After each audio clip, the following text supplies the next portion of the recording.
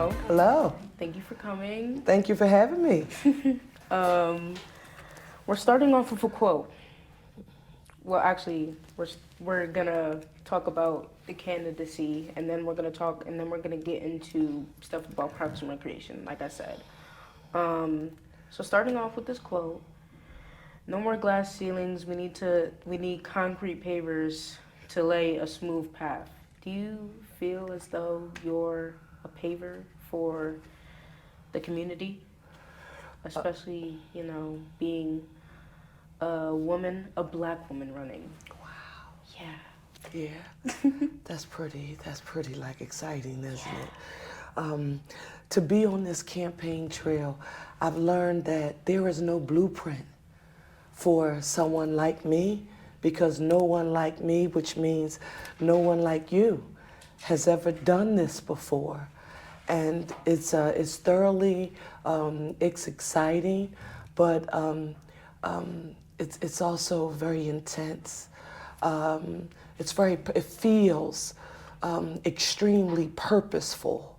I'm very passionate about it. So the quote you referenced about needing concrete paths, the reason why I stated it is because when someone is usually about to build, or if you are going somewhere, you need a path to get there. And right, like, so breaking through a ceiling is not helping you get there, but a concrete path that provides direction on, where you can go, ways you can get prepared, how you can ensure that you're ready to compete, how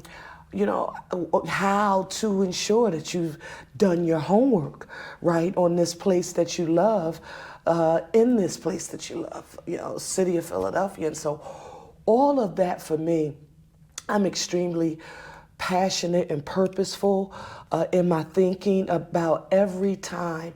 I don't care if it's an interview and I know someone like you will read the story, or anyone is taking a look at it. I want them to understand that I am cognizant of the fact that representation matters, and to see a reflection of yourself or someone like you, and to know that they have, we're not even talking about winning the election yet. We're just talking about, running and competing at a level that gives you a shot at this opportunity. That's what I want to be certain that I've laid a path so that the next Cherelle Parker who comes behind me, many of the challenges that I had to endure along this trail and to get here, the hope and the goal is that they won't, because I will have helped to lay a foundation, a concrete path for them to follow.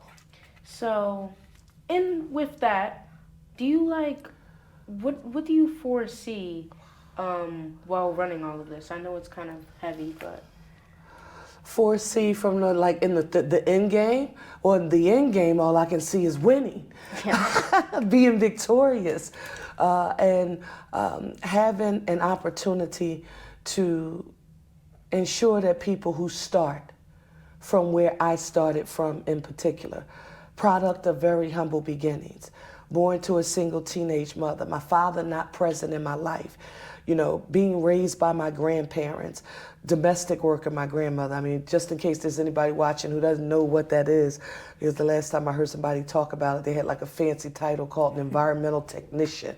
But my grandmother cleaned the houses of wealthy people, and she collected cash assistance, welfare, and food stamps in order to help to take care of me. And so the idea that someone who comes from humble beginnings like me could have their community, their family, their school, their teachers. I'm an Oak Lane Wildcat. I bleed blue and white. I was a cheerleader. I ran track for the Flames. We could have a village of people to come together to say, I don't care where you start in this race called life. I don't care what your race, your class, your socioeconomic status is. If you work extremely hard and take your education seriously and learn as much as you can from your environment, you too can be on a path to pursue whatever your heart desires. For me, that's a passion to use government as a tool to help people. For somebody else, for you, it might be pulling things out of people doing interviews like what we're doing right now. You're making me go deep in an effort to answer these questions. So whatever your life's passion and purpose is, I want everybody, no matter where they start at, to have access to the opportunity to pursue it, because not everyone does. That is very inspirational. So while you're running, like with the candidacy, I've seen a lot with like people, some people aren't going to be happy with the situation at times, but I just want to know, was there any difficulties at times when it came to this running? Oh, you're good. If there's one thing that I've learned on this campaign trail, and no matter what happens with this election, I'm going to continue to advocate for it for everyone I know. And that's no matter what, be your authentic self. And when I say be your authentic self, don't allow anyone to make you think you have to be like someone else, look like someone else, walk like someone else, talk like someone else. Be who you are, and just be your best self and put your best foot forward. A lot of experts will tell you sometimes, if you were just a little bit more like this and a little bit more like that and talked a little bit more like this. I'm a very passionate, communicative person. I'm a teacher, a certified secondary English teacher, high school English teacher by profession. I love arts, I love literature, I love theater, I love culture. So I'm a communicative person. And some people could say, you know, well, maybe if you were a bit more like this and maybe if you were a bit more like that, you know, it would be pretty easier for you. But the one thing that I'm super proud of is that no matter where I go and no matter the audience that I'm talking to, I don't care if they're black, they're white, they're Hispanic, Asian, immigrant community, LGBTQI+ community, I don't care who it is, I'm going to be my authentic self and genuinely communicate what I'm feeling about issues. And the hope is that by being myself, that somebody like me or anyone out there will see me and say, you know, I don't have to try to be somebody else in order to be successful at whatever it is I'm doing in life. I'm just going to be my best self. And that has to be enough for the world. So that has been interesting, not difficult. It's been interesting to hear and knowing that, and this is constructive criticism, you're never going to get 100%. Some people are going to be angry about what you do. You know, some people are not going to like what you do. You know, I don't like the color she has on. You know, I don't like, you know, the bracelet she has on. I don't like the way her hair is done. I don't like, and we have to be graceful enough to say, guess what? We're not a monolithic people. We are all different. And our diversity of thought, of opinion, of style, of grace, of how we do what we do, that's what makes us a great people. So you like what you like, and I like what I like, but don't you dare try to throw shade on my shine. That I won't allow. That was beautiful. Thank you. And that basically, basically sums up all of the questions I had for you. Thank you. Beforehand. Yes. So, you good? Yes. We're just gonna get right into the Parks and Recreation questions. Sure. All right. Philadelphia spends $50 per capita each year in Parks and Rec operations. Baltimore spends 127. What amount would you plan to reach at the end of your mayoralty? I wouldn't give a specific dollar amount about what my ultimate goal per capita per person would be here in the city of Philadelphia. But this is what I'll tell you that I will do. And this is what I've already have proven to have a demonstrated track record in doing, long before I even got elected to city council.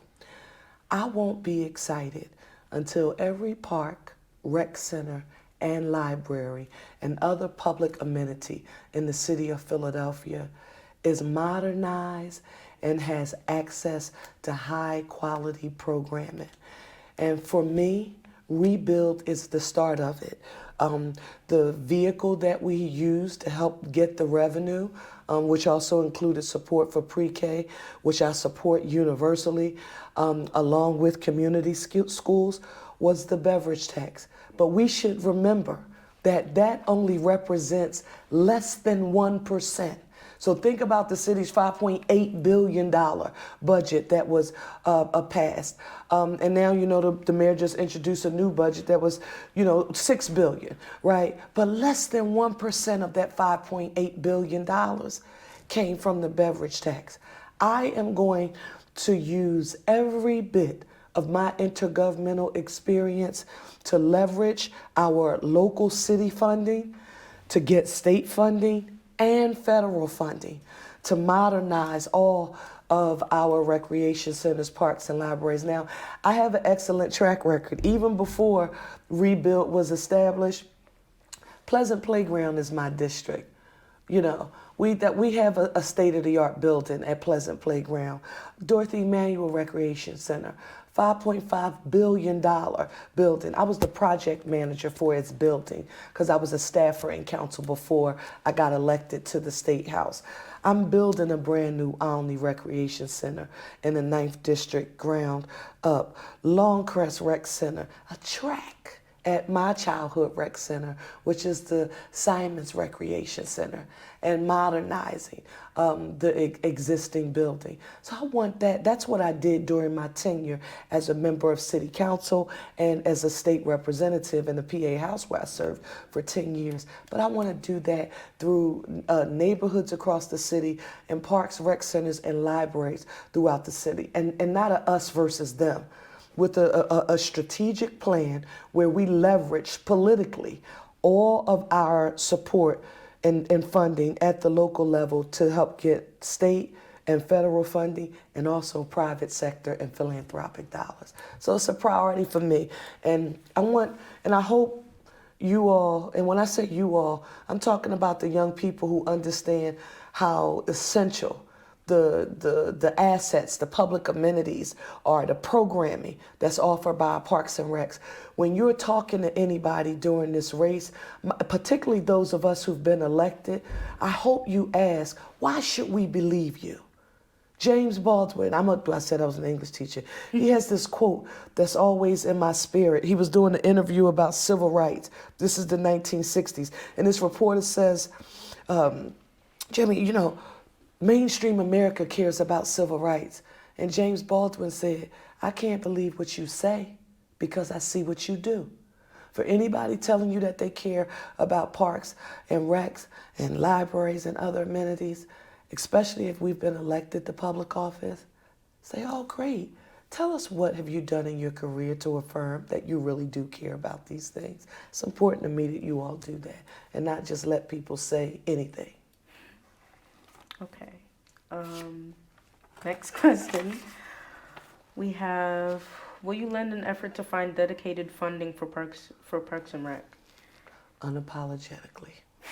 I'm going to every government entity, private sector entity, and we're going to get the revenue that we need, and we're going to generate it to make sure we have 21st century buildings and quality programming. I understand your career is driven by helping the unheard. Understaffing of Parks and Recreation hurts us all, but the pain is not shared equally. We make sure Parks and Recreation is best serving most vulnerable communities. So I want to make sure that we are fully staffed across the board. You'll hear me talk a lot about closing the gap between the haves and the have-nots. And sometimes people seem to try to pit communities against each other. Like this community needs more, and so this community we have to serve, and this community who only has a little bit more, they're not as deserving, or they don't need it as much. We can't think about that. We've got to think about improving our quality of life across the board. And of course, as a person who comes from humble beginnings, ensuring that young people like me, who didn't grow up with a silver spoon in my mouth. I'm not a Cosby kid. I didn't have a father as a doctor, a mother, as a lawyer. I grew up much more like the Evans kids. J.J., Michael, and Thelma. If you've ever seen Good Times before, y'all probably don't even know what Good Times is. Have you ever seen Good Times? Oh, okay, all right. So just humble beginnings for me.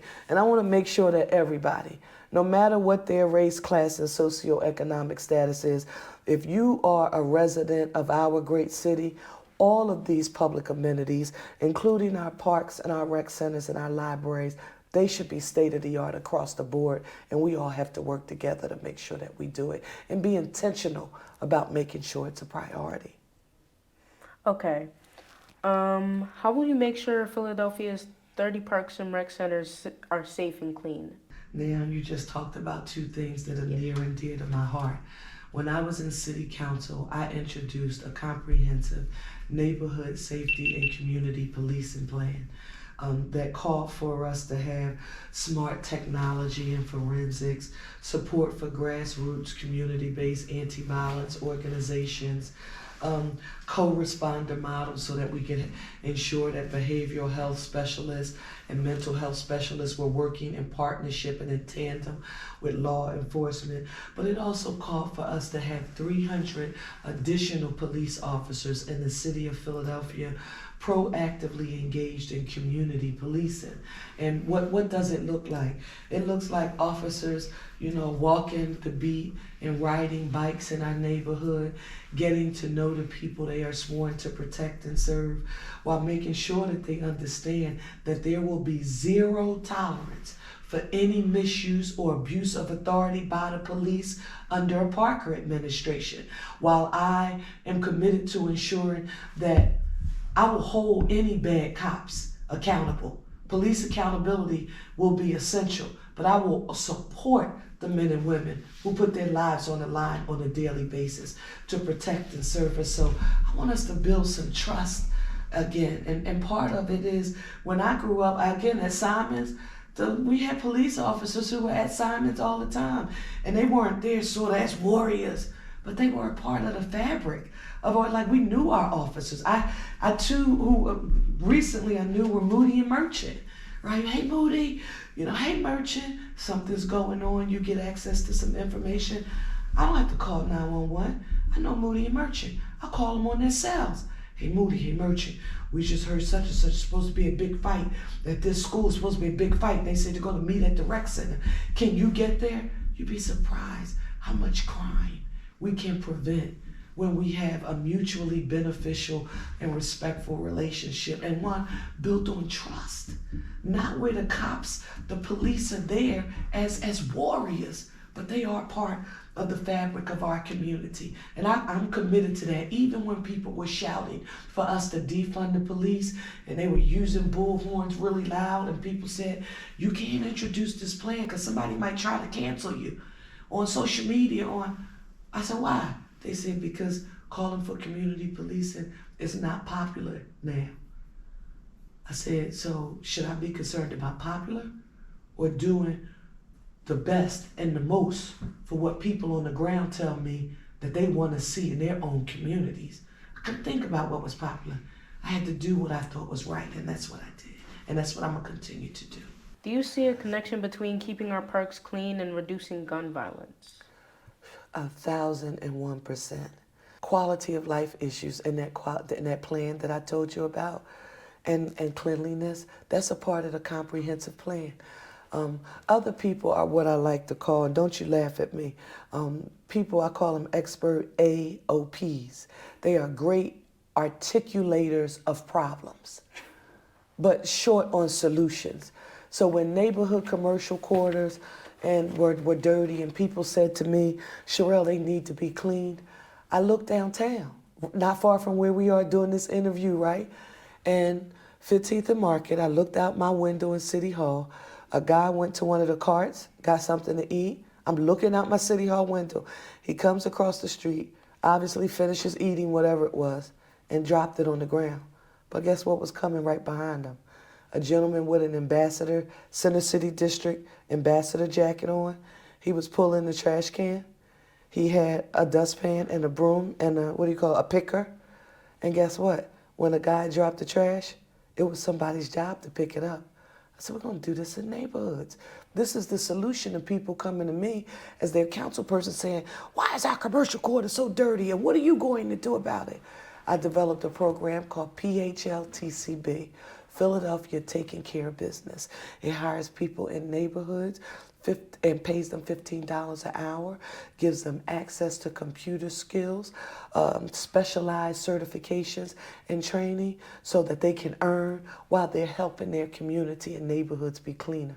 I want these people in the program that I founded. I want the program on steroids. I want to double down on it. And I want it at parks, rec centers, libraries, and in neighborhoods across the city. You want to piss me off? And I mean this. Call our city Philadelphia. It gets under my skin. So making it safer, cleaner, and greener. Green is important too. That's extremely important to me. And that includes our parks and rec centers and libraries. Okay, so Parks and Rec, like other city agencies, face serious challenges in hiring booth permit and seasonal staff. What steps will you take to fix the city's challenging hiring process? So one, remember, other people are expert articulate it's a problem. I'm a fixer and a doer. One, we have a challenge in this city where we learned that of our 26,000 person workforce, that while we had, particularly in the city that's minority, we could see black and brown people in entry-level positions, but when it came time to move up the food chain, we didn't have enough diversity and inclusion. So the first thing I did was worked extremely hard to eliminate something called the rule of two. But listen to this rule. It was a rule that said the only people who will be eligible for employment, particularly civil service employment, if you were trying to decide who you wanted to choose, if you were a manager, let's say in Parks and Rec, that you could only choose the top two performing who performed well on the standardized test, the civil service exam. And I want you to imagine, and I just think about this for myself, how just backwards that was. Because I took the SAT and the LSAT, and I know I wasn't a good standardized test taker. But guess what? Once I received instruction, I'm excellent. If you teach me, I can do it. Which is why when how did I become a certified secondary English teacher? I had to pass a standardized test called the National Teachers Exam, the NTE. How did I specialize in English? I had to demonstrate proficiency as a teacher in English, and I did that through passing something called the Praxis, but I did that after 4 years of instruction in English education at Lincoln University, my alma mater. So we worked hard to change that. In addition to that, and some people might not think this is pretty popular, but I think in the school district of Philadelphia, we haven't married career opportunities offered by the city of Philadelphia with our school district. I want you to think about this. Why for I don't care if it's police, I don't care if it's fire, I don't care if it's for rec leader, rec manager, EMT in the city, water department, seasonal employee. I don't care what it is. Why are we not providing training opportunities in the school district of Philadelphia right now? When I was in high school, guess what I did? What? I was a candy striper at something called Metropolitan Hospital. We should be giving our young people, quite frankly, access to the opportunity to learn, well, when I graduated, maybe I'm not interested in going to college. Maybe I want to work with the city. If I do want to work with the city, what are some of the areas and opportunities that are available? So how am I going to fix it? I'm going to marry our school district of Philadelphia with employment opportunities and workforce development and training with the city of Philadelphia. And that's perfect to say, because the next question is, what are your plans to increase neighborhood jobs for teens and young adults? What role will Parks and Rec play in your plan? Everything I just said just now, right? So- But also you have to partner with the private sector, like too, and PYN does a great job. Another thing that I'm really, I think in high school you should have a day or two where you get some real world work skills. That's just me. I mean, that's extremely important. And I think we need to make sure the private sector is actively engaged. And I also think that people should have opportunities to earn while they learn. And you don't know what people's home life is like. I had a job when I was in high school, right? I was a contributor to my household. I was a contributor to taking care of myself. We should make sure our young people are getting real-time experience and within all of the industries that are growing and thriving in the city of Philadelphia. And we want to make sure it happens under a Parker administration. Okay, so next question. I know that you fight for school resources. What about when the children leave? How will you increase the number of after-school activity slots for students? What role will Parks and Rec play in that? Oh, I'm telling you, you all have done your homework. So one, I have an idea that I've proffered along the trail. I'm calling for year-round educational opportunities in the school district of Philadelphia. We have an agrarian, we operate our public school system like it's still an agrarian society. Like we needed 2 months off to go work the farms years ago. That's not the case anymore.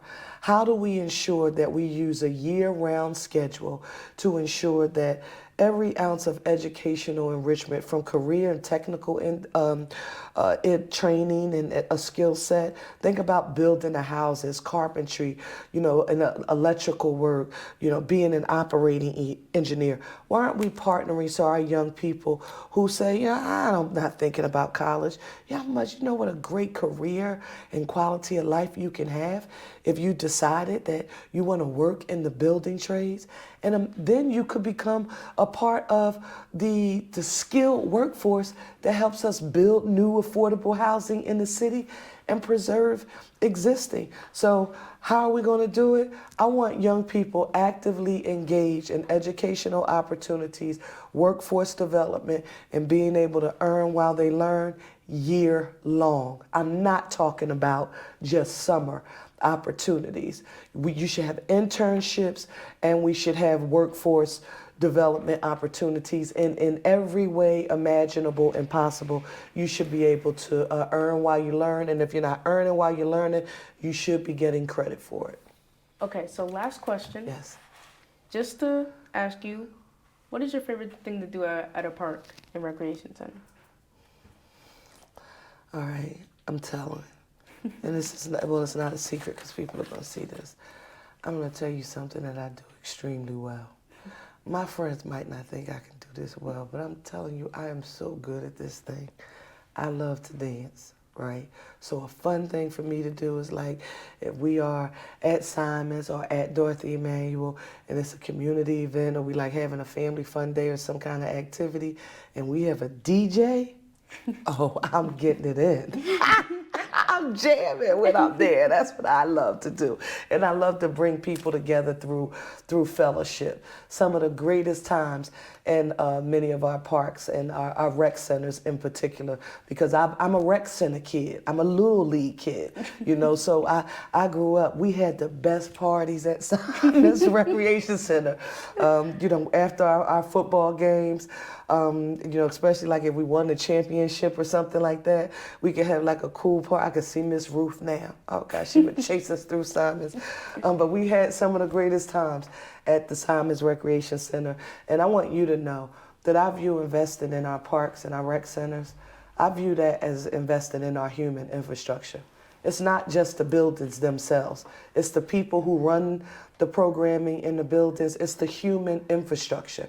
If we did more of that and invested more in that, especially for people who don't come from perfect familial environments. I think we should see a lot, we would see a lot less violence in our city. So Parks and Recreation, they also handle the greenery. Yes. Yes. Do you support the Philadelphia tree plan goal to reach 30% tree canopy in 30 years? I want to do it sooner than that. I'm a tree hugger, a tree lover, a tree planter. The difference to me between the city and the suburbs, because I live right on the borderline of Cheltenham Avenue, and one side of the street is Montgomery County, the other side is Philadelphia. And what I've always loved about the county is this greenery. There's a sense of peace that comes from greenery, and it's aesthetically appealing and pretty. What I didn't know was tree canopies help us reduce something that we know is called the Urban Heat Island Index. And then the University of Pennsylvania conducted a study that's proved there was a statistically significant difference and decrease in the amount of violence taking place in communities that had more green versus those that didn't have any green. So not only is it good environmentally for our upper respiratory system and the air and breathing and dealing with asthma and other challenges, it also can help to reduce violence. So call me the tree lady if you want. I don't care. I don't care, but I love trees. And so I definitely will commit to that goal and would love to be even more aggressive in addressing it. Thank you. You guys are tough over here. So I can see some of you on television soon.